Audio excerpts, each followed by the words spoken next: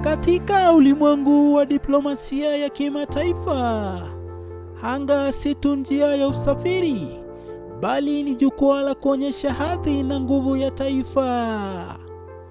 Wakati mamilioni ya watu wakihangaika na gharama za maisha, baadhi ya viongozi wa nchi wanapasua mawingu ndani ya kumbi za kifahari zinazoelea ndege ambazo thamani yake ni sawa na bajeti ya nchi nzima.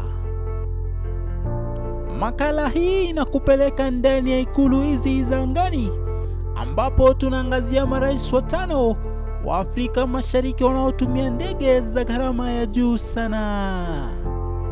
Mimi ni Emmanuel, nipo ndani ya Pekupeku TV. Karibu.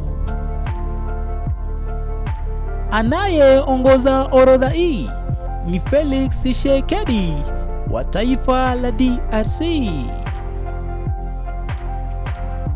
Anamiliki ndege ya Boeing Business Jet, yani BBJ. Thamani ya makadirio yake ni karibia dola 150 milioni hadi dola 200 milioni.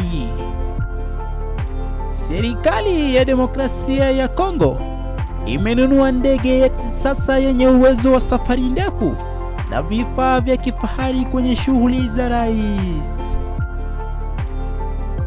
Wa pili, Abiy Ahmed kutoka taifa la Ethiopia. Ndege yake ya Boeing 777 iliyoboreshwa kwa matumizi ya serikali ina thamani ya makadirio karibia dola 120 milioni hadi dola 180 milioni. Ethiopia hutumia ndege kubwa yenye uwezo wa kubeba ujumbe mkubwa wa serikali na safari za kimataifa bila kusimama. Watatu, Yoweri Kaguta Museveni, rais wa Uganda.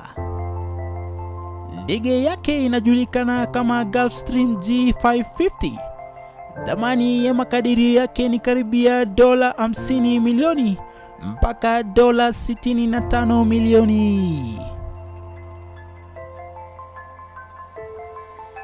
Uganda ina moja ya ndege za kifahari zaidi kwa rais, maarufu kwa kasi na matumizi ya viongozi wakubwa duniani. Wanne ni Paul Kagame, kiongozi wa taifa la Rwanda.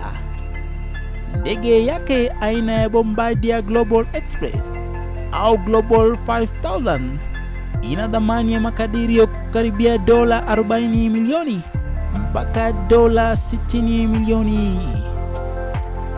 Rwanda hutumia ndege ya kisasa yenye gharama ya juu lakini yenye ufanisi mkubwa wa safari. Anayefunga orodha hii ni rais wa taifa la Kenya, Daktari William Ruto. Ndege yake aina ya Focus 70, yani iliyoboreshwa, ina thamani ya makadirio karibia dola 15 milioni mpaka dola 25 milioni. Kenya haitumii ndege mpya sana, lakini imeboreshwa kwa matumizi ya rais.